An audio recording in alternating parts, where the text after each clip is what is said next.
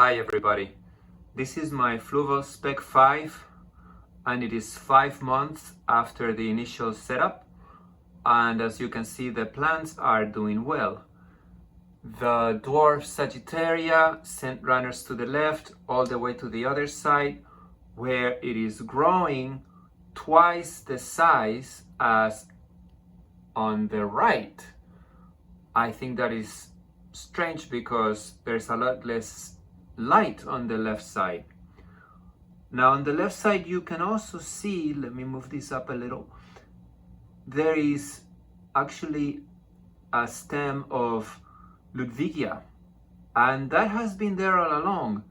I just didn't mention it because I wasn't sure that it was going to prosper, but little by little it has been growing about an inch or an inch and a half every month, and now it is looking really pretty in the foreground.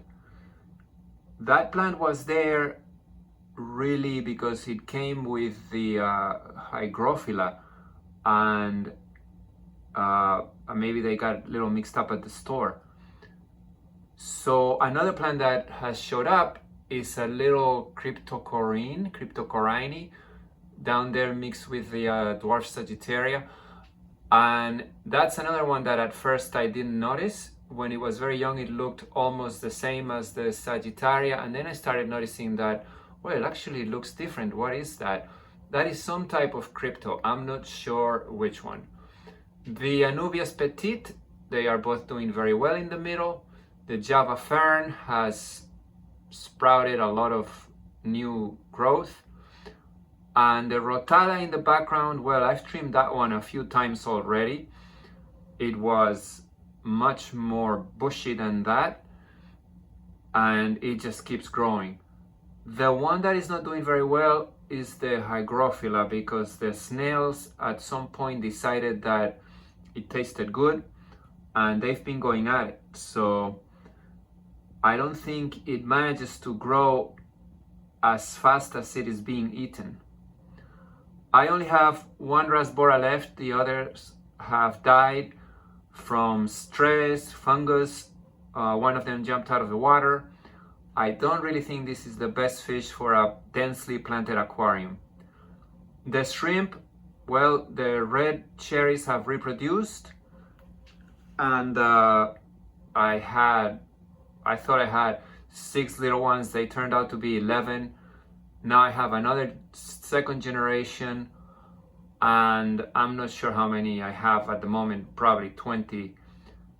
I only have one Amano shrimp left, and I think I'm going to get me more Amanos because they are better at eating the algae. The red cherries are not really so good, and the algae that grows here a lot is the green filament.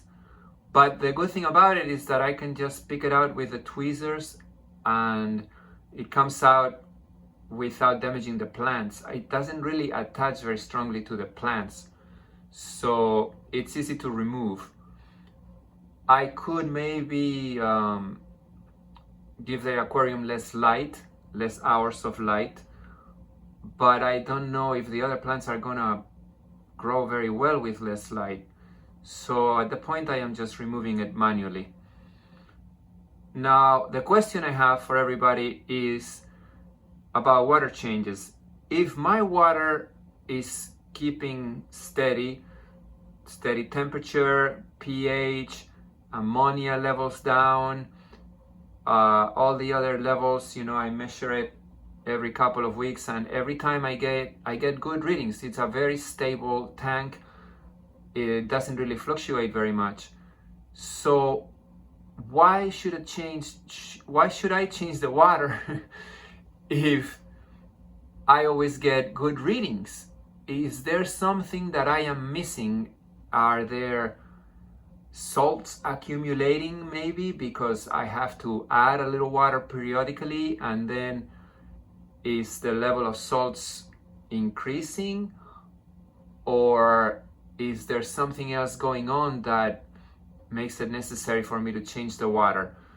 Again, the question is, you know, if my readings are always good, why change the water? If anybody has a good scientific answer to that, please put it in the comments.